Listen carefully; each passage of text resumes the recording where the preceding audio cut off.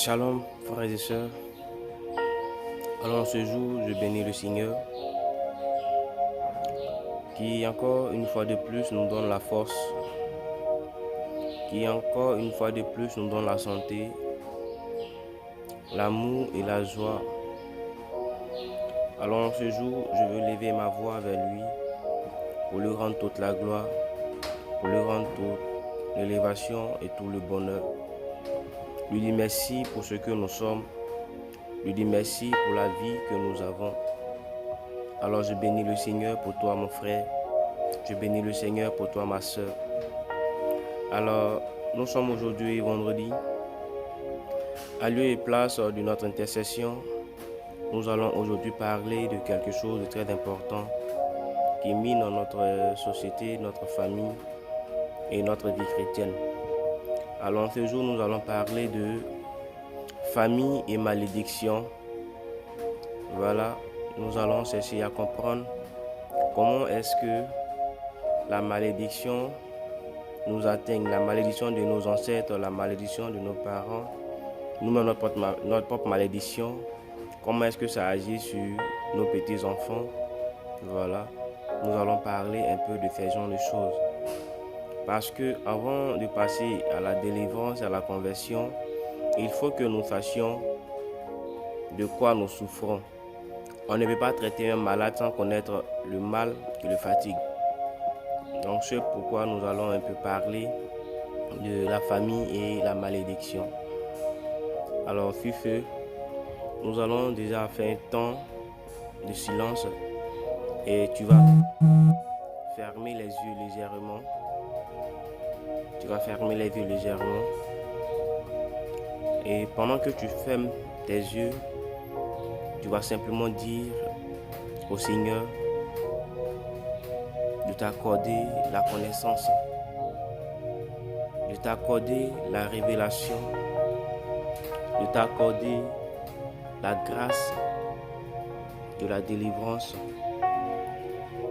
Tu vas dire au Seigneur qu'au travers de cet enseignement qui te permet de trouver en cet enseignement la joie de ressortir de cette prison satanique et familiale.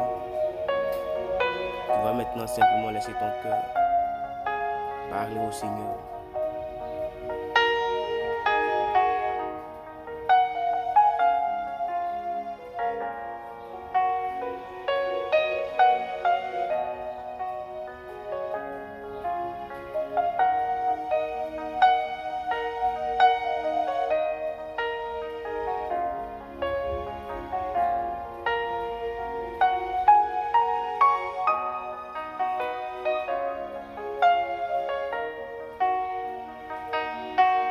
Seigneur, je te dis merci pour cet enseignement.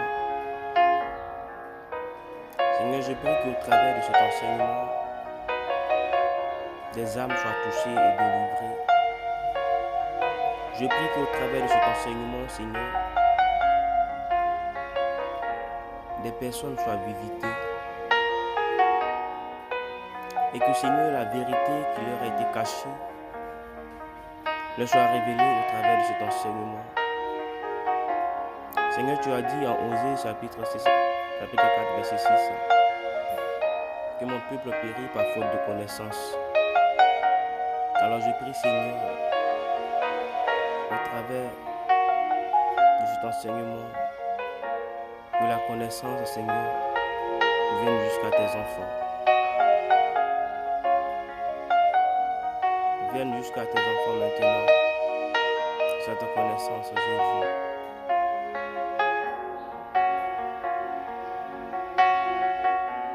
Je te bénis, Seigneur,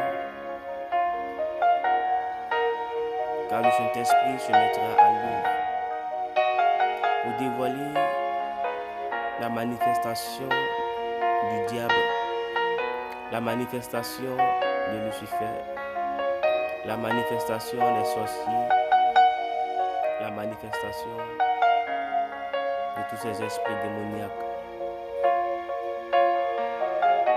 Je bénis ton nom, Seigneur, car au travers de cet enseignement, Seigneur, je crois et je sais que les gens seront délivrés des âmes seront restaurées. Car au travers de cet enseignement, Seigneur, des chaînes vont tomber. C'est pourquoi, Seigneur, je veux te bénir. Je veux te dire merci pour ton amour, ta gloire et ta puissance. Que, Seigneur, de ma bouche sorte la vérité. Que de ma bouche sorte, Seigneur, l'amour.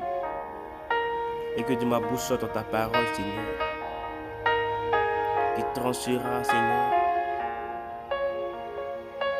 tout ce qui est ténèbres, qui détruira tout ce qui est piège de l'ennemi, qui détruira tout ce qui est manœuvre de Lucifer. Je te bénis, Seigneur. Je te dis merci pour la présence du Saint-Esprit en ce temps d'enseignement.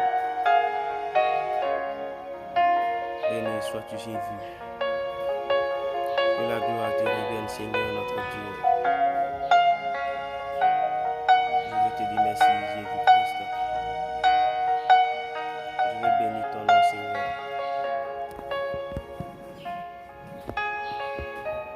Merci, Jésus.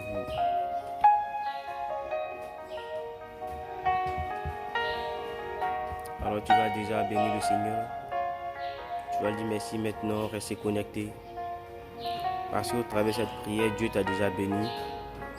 Il t'a déjà fait la grâce. Alors, nous allons parler de famille et malédiction. Famille et malédiction. Oh, j'ai vu. Ce thème me plaît tellement. Et je sais qu'au travers de cet enseignement, Dieu va faire quelque chose. Je sais qu'au travers de cet enseignement, Dieu va ressusciter beaucoup d'hommes. Je sais qu'au travers de cet enseignement, il y a des personnes qui vont comprendre pourquoi ils sont encore à ce même niveau de leur vie. Mais je prie que tu sois simplement connecté, que tu laisses simplement la grâce de Dieu dans cet enseignement te toucher et arriver jusqu'à toi. Laisse seulement le Saint-Esprit te visiter par cet enseignement et tu verras la grâce de Dieu. Alors, nous allons procéder à la lecture de la parole et nous allons partir dans le livre des Lévitiques, qu'on appelle le livre de la loi, pour ceux qui ne le savent pas, la Torah. Alors nous allons prendre Deutéronome chapitre 18. Il est long, mais je vais seulement prendre un seul verset.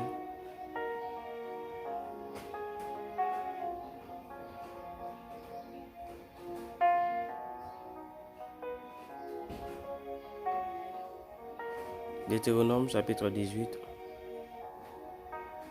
verset 7.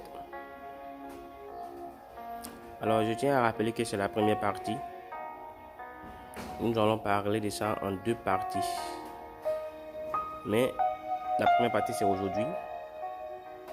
Tout simplement pour t'inviter encore à rester connecté pour la deuxième partie et à rester figé de Jésus-Christ.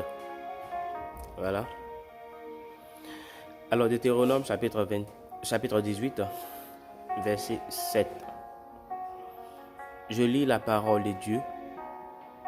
Alors la Bible dit, lorsque la parole est prononcée, les anges aussi descendent pour l'écouter. Alors je prie que tu sois connecté à cette parole pour ne pas rater ta grâce et ta chance. Alors je lis la parole de Dieu. Tu ne découvriras pas la nudité de ton père, ni celle de ta mère, puisqu'elle est ta mère. Tu ne découvriras pas sa nudité. Parole du Seigneur notre Dieu.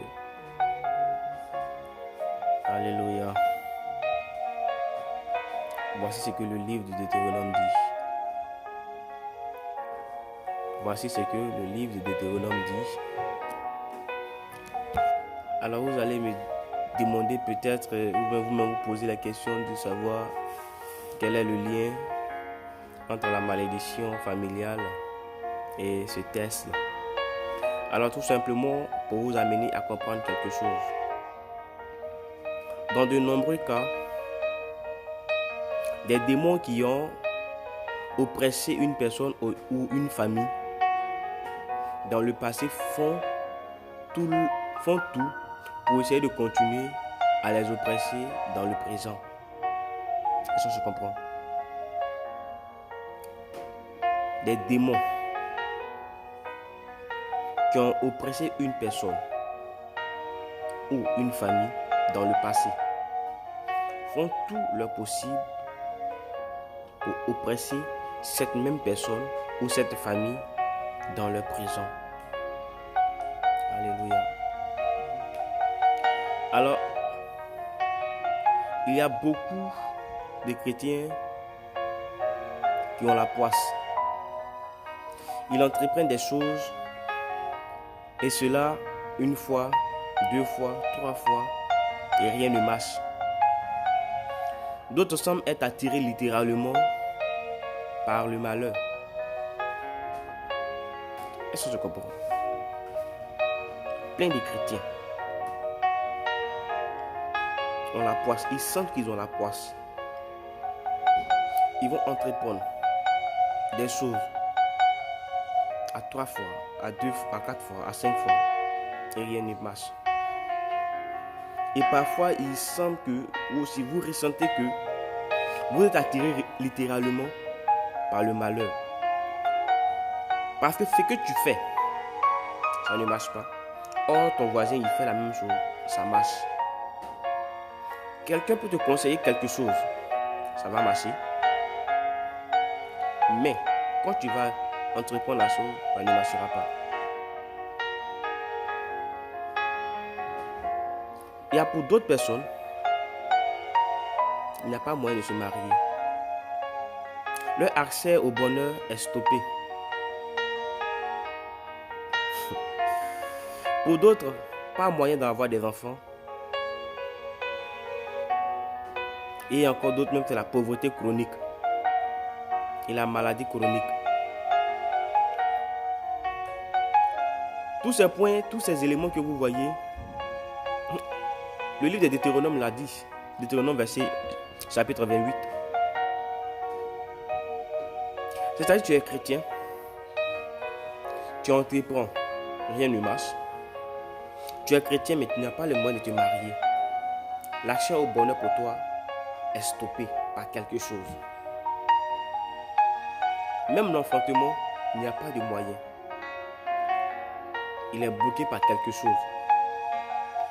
La pauvreté chronique, la maladie chronique. Deutéronome, chapitre 28. On va prendre Deutéronome, chapitre 28. On va comprendre quelque chose. Je veux qu'aujourd'hui nous comprenions quelque chose de très important dans la parole de Dieu et dans notre vie. Deutéronome 28.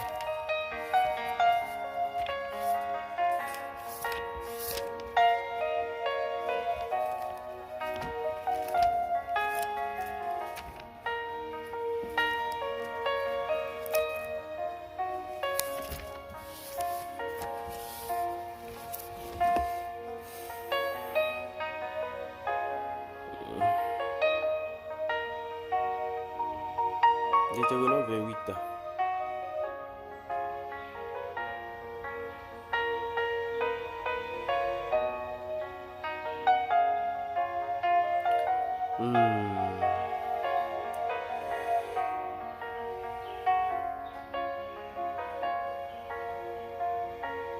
Deutéronome 28 à partir du verset 15. Voici ce que la parole dit. Il dit, d'abord quand on prend Deutéronome 28, du chapitre 1, du verset 1 jusqu'au 14, c'est une bénédiction que le Seigneur donne, mais tout en suivant des prescriptions. Amen. Tout en donnant des prescriptions. Et quand on prend à partir du verset 15, il dit, par contre, si vous n'obéissez pas à l'Éternel votre Dieu, si vous ne veillez pas à appliquer tous ces commandements et les lois que je vous transmets moi-même aujourd'hui, voici quelle malédiction fondra sur vous. Voici quelle malédiction fondra sur vous. Voici quelle malédiction fondra sur vous. Et quand on descend, il cite, vous serez maudits à la ville comme au champ. La malédiction reposera sur vos corbeilles à fruits et sur vos pétrins. Alléluia. Certaines malédictions semblent héréditées du lieu familial, d'autres d'une période précise du passé. Je veux dire quoi? Il y a parfois des malédictions que nos parents nous donnent comme héritage. Il y a aussi des malédictions que nous-mêmes nous créons. On se comprend? Des malédictions que nos parents nous lèguent, comme des malédictions que nous-mêmes nous partons chercher. Parce que il faut comprendre que une personne qui prend la résolution de s'attacher à certaines pratiques, s'attache sur lui, mais non seulement lui, attache aussi tous ceux qui viendront derrière. Alléluia. Alors, Matthieu chapitre 27, verset 25. Voici ce que les Juifs disent. Quand Pilate a demandé, a reconnu que Jésus n'avait pas commis un crime pour être crucifié, les Juifs disent, crucifie-le, que son sang tombe sur nous et nos enfants. Alléluia. Et dit, tu dois connaître ce qui est caché dans ta vie aujourd'hui. La malédiction familiale, elle est produite du moins soit par le père, par la mère, ou aussi par nos ancêtres.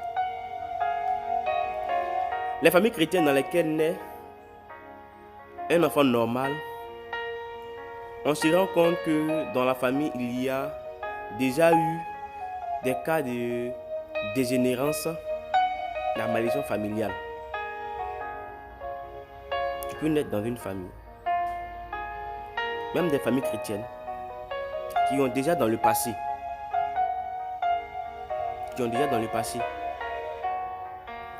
eu affaire à une malédiction successive. Mais malgré qu'ils sont chrétiens, quand un enfant naît, on se rend compte que la malédiction qu'ils ont traînée depuis l'arrière, qui pour eux a été laissée, se fait revivre encore.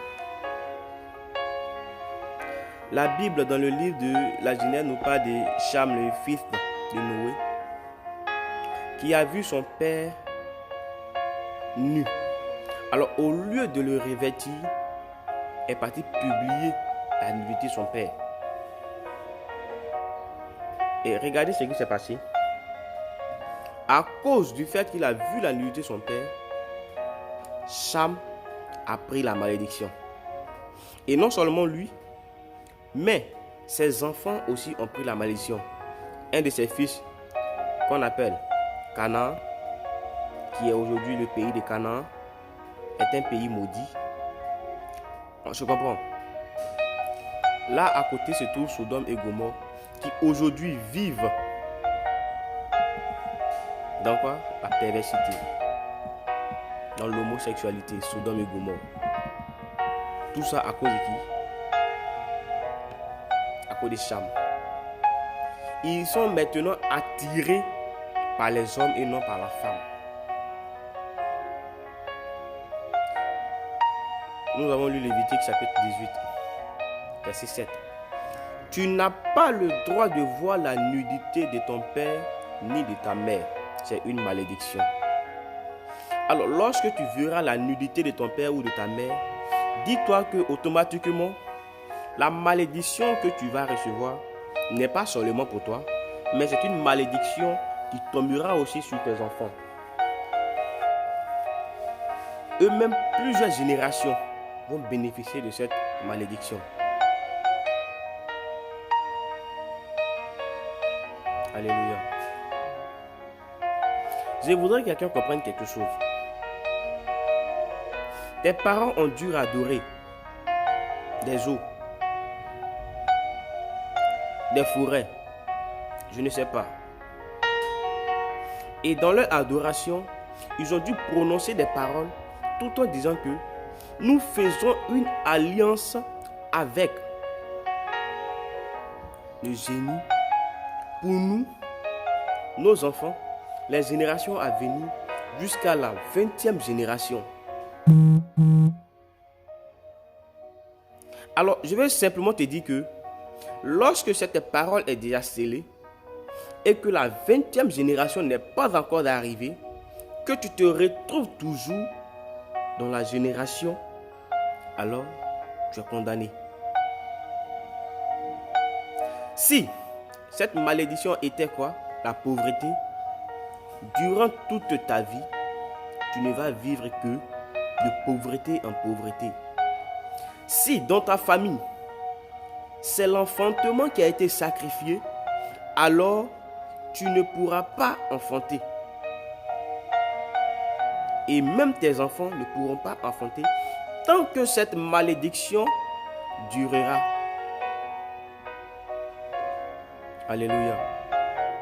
Si c'est le mariage qui a été vendu, je vais dire quoi quand je parle de vendu? C'est-à-dire, les parents ont parlé de « Je ne veux pas que mes enfants se marient, qu'elles fassent uniquement des enfants. » Alors tu vas faire des enfants de pères différents, et tu es toujours en famille. Alléluia. Si votre malédiction, la malédiction de la famille est attachée à la maladie, alors toute votre vie, vous ne partirez que de maladie en maladie. La maladie chronique va suivre. La malédiction est un pouvoir très très fort. Et la malédiction est une œuvre démoniaque. Le démon se sert de ça pour empêcher une personne de jouir de sa liberté chrétienne ou aussi de sa liberté d'enfant de Dieu. Alléluia. La malédiction fait partie des œuvres du diable. Parce que pour lui, tu es une propriété. Tu es sa demeure. Donc, il ne peut pas aller loin puisque tu as été déjà lié à lui. C'est un pacte qui a été signé. Je reviens sur l'histoire de nos frères Acans qui, avant d'avoir des enfants, vont faire des adorations, des eaux, tout en promettant à l'esprit des eaux que lorsque j'enfanterai, alors ma fille te sera donnée en mariage, ou aussi je t'apporterai peut-être en récompense un poulet, un bœuf. Alors lorsque cela est fini et que rien n'est fait, alors l'enfant qu'il naît n'est plus l'enfant de la famille, mais est l'enfant de l'esprit des eaux.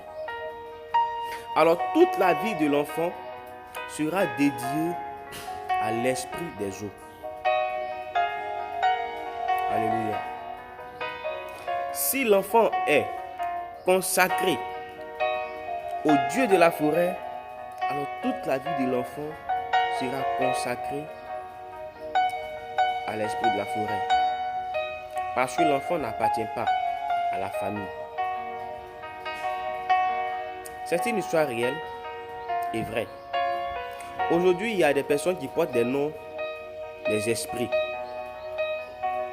Et on se dit que c'est normal parce que c'est le génie de notre famille. Il est le génie protecteur. Un génie ne protège pas. Il n'y a pas bon génie. Génie est génie. Il n'y a pas un génie porteur de bénédiction. Il n'y a pas un génie porteur de succès.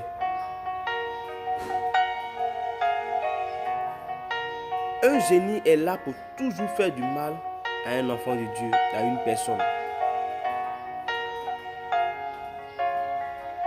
Frère, ma soeur, quelle est ta malédiction?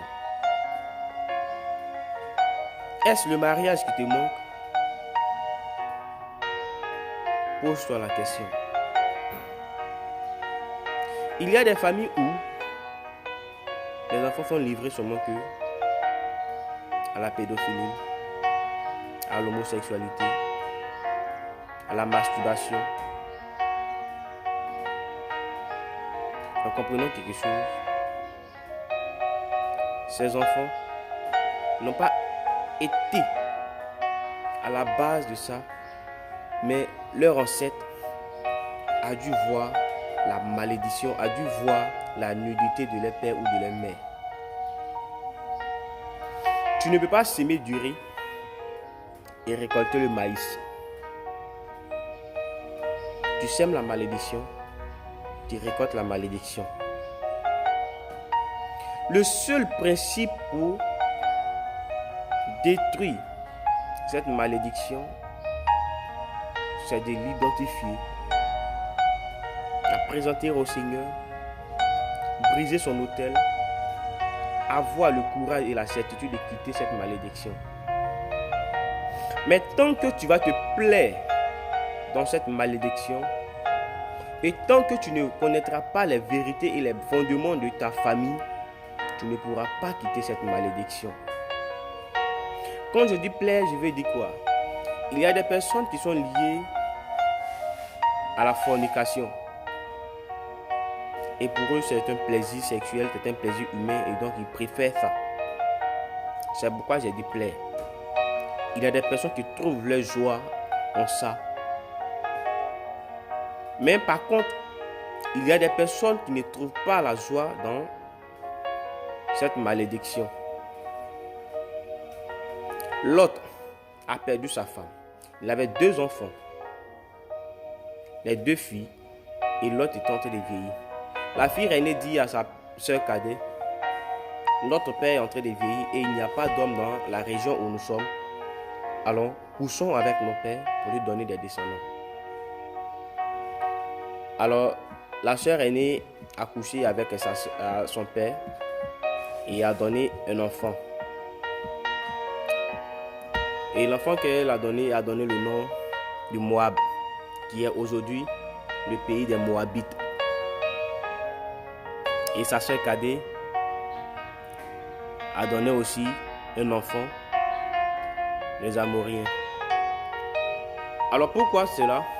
Pour vous dire que du moment, le livre des Lévitiques a dit, tu ne coucheras pas avec ton père. Du moment où elles vont coucher avec les pères, la malédiction ne leur est plus destinée, mais la malédiction est retombée directement sur leurs enfants, et leurs enfants sur leurs petits-enfants, leurs petits-enfants sur leurs petits-enfants, jusqu'à la génération à venir. C'est pourquoi vous allez prendre dans le livre de Jean, de Matthieu, vous allez voir que les Moabites étaient beaucoup livrés au sexe. Elles étaient beaucoup livrées au sexe parce que pour eux, c'est héréditaire. C'est un héritage. Il y a des personnes avant de partir laissent comme héritage la sorcellerie, la malédiction. Tout est bien pour toi. Tout est bien pour toi. Mais du jour au lendemain, tu vois que tout commence à s'écrouler autour de toi. Rien ne marche. La famille te laisse. Les problèmes ne font que s'empirer. Mais tout ça, c'est une œuvre du diable. La Bible dit que le démon ne fait que voler, détruire et égorger. Le diable veut simplement détruire les œuvres des enfants de Dieu. Empêcher les enfants de Dieu de jouir, comme je l'ai dit, de leur liberté. chrétienne, de leur liberté d'enfant de Dieu. Alléluia. Alors tout simplement, je veux que tu comprennes que ton problème que tu vis n'est pas un problème qui est venu du ciel. Car Dieu ne condamne pas, Dieu ne tente pas. Le diable tente. Le diable est à la base de tout ce qui est malheur, tout ce qui est malédiction. C'est tout ce que je voudrais que tu comprennes. Alors je veux que aussi tu cherches à connaître l'histoire de ta famille pour une délivrance totale et effective. Je voudrais que tu ailles en profondeur de ta famille. Comment est-ce que mes parents ont vécu dans le passé, mes ancêtres? Quelle était l'adoration que mes parents faisaient? À quel Dieu étaient-ils liés? Et quel sacrifice ils faisaient? Comment ont-ils eu des enfants jusqu'à moi aujourd'hui? Est-ce par l'adoration des eaux? Est-ce par des sacrifices humains? Est-ce par peut-être la vente des biens de nos familles? C'est-à-dire le bonheur de nos familles a été lié, a été vendu. Est-ce la santé qui a été vendue? Est-ce le mariage ou l'enfantement? Tous ces éléments sont très importants pour une vraie délivrance. Nous ne pouvons jamais être délivrés si nous ne connaissons pas les fondements de notre famille. Nous ne pouvons pas être délivrés si nous ne connaissons pas les réalités de nos parents. Alors moi, je t'invite tout simplement à aller chercher l'histoire de ta famille. Ça, c'est ce qui concerne nos ancêtres. Il y a des personnes, la malédiction qui est liée à une personne qui passe tout le temps en train de faire des avortements. Ça, c'est une malédiction aussi.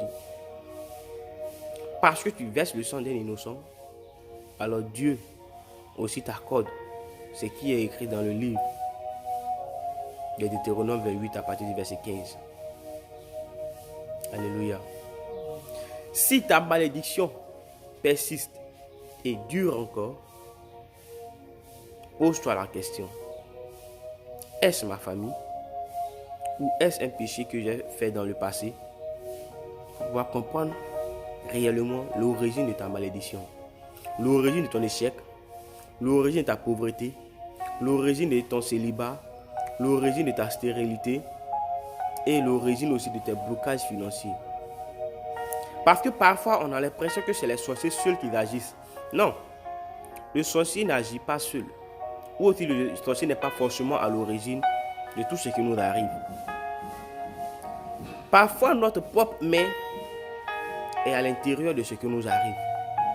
Nos actes que nous posons est à l'intérieur de ce qui nous arrive. Il y a des personnes dans les jeunesses qui sont tombées amoureux de certaines personnes et ont signé des pactes tout en échangeant du sang. C'est-à-dire quoi? L'autre se sectionne le bras, l'autre se sectionne le bras et ils collent les deux bras ensemble pour dire: si jamais tu meurs, alors je ne me marierai plus jamais jusqu'à ma mort. C'est une malédiction et un pacte que tu signes sans le savoir. Pour toi, c'est peut-être quelque chose d'enfant, tu t'amuses avec, mais tu ne sais pas quelles répercussions ça aura sur ta vie. Ce que la bouche prononce arrive. C'est pourquoi on dit que la Bible dit: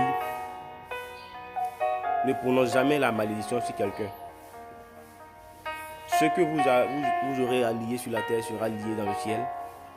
Ce que vous allez délier sur la terre sera délié dans le ciel. La parole est très importante. Parfois, dans la colère, des personnes disent des choses qui vont même à la contre de leur propre vie, mais ils disent que je m'en fous. J'ai déjà parlé, j'ai parlé. Mais la malédiction ou aussi cette chose que tu as prononcée peut ne pas se manifester sur le champ, mais sur tes enfants ou tes petits-enfants. Alléluia. Il y a des malédictions qui n'agissent pas sur le sang. Par contre, il y a des malédictions qui retombent simplement sur la personne. La Bible dit que nos parents ont mangé la mangue verte et les dents des petits enfants sont agacées. Tu as mangé le fruit défendu. C'est nous ou tes enfants ou nos enfants qui ont la malédiction. Adam et Ève ont mangé le fruit défendu. Par Adam et Ève, la mort est rentrée dans le monde. Par Adam et Ève, la malédiction est rentrée dans le monde. Et aujourd'hui, c'est nous qui en payons les prix. C'est la même chose dans nos familles et dans notre vie. Tu peux toi-même lier de façon consciente ou inconsciente ta propre vie, tes enfants, par des paroles de colère ou aussi par un sujet inutile. Tout en oubliant que ce que tu dis est ce qui t'arrive. Mon frère, aujourd'hui nous sommes en train de parler de la famille et de la malédiction. Mais je voudrais que tu comprennes quelque chose. Je ne sais pas ce que tu vis. Je ne sais pas ce que tu endures. Mais Dieu me met à cœur que si tu connais l'origine de ton mal, tu auras la délivrance. Cherche simplement à connaître d'où vient la malédiction. Et tu verras la main de Dieu se manifester. Alléluia. Comme je l'ai dit, aujourd'hui c'est une première partie de cet enseignement sur la famille et la malédiction. Le vendredi prochain, nous allons parler encore de famille et malédiction. Et cette fois-ci, nous allons aller encore plus loin dans les explications. Mais déjà, fais un examen de conscience. Cherche à rentrer en contact avec tes parents pour leur demander comment est-ce que ta famille a été composée, a été constituée. Comment est-ce que ta famille vivait dans le passé. Alléluia. Alors tu vas simplement incliner la tête. Et au fond de toi, tu vas demander au Seigneur que par cet enseignement que tu viens d'entendre, qui te révèle le secret de ta famille, qui te révèle tout ce qui était caché,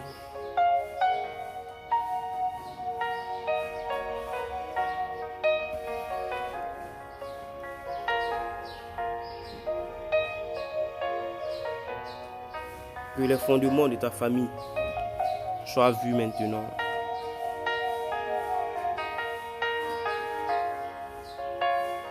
Seigneur, merci de revenir.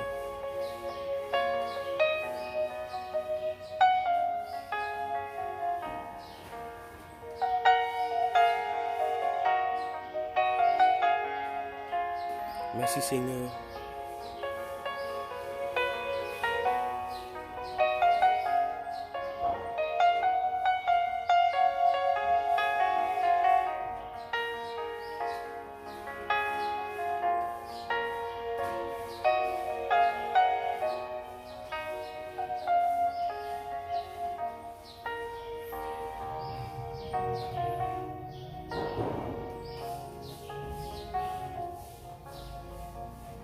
Seigneur, en ce mois de mai, où nous célébrons notre mère, et en ce jour, tu nous donnes la grâce de parler de la famille et de la malédiction. Nous prions que tu nous révèles tout ce qui était caché dans nos familles.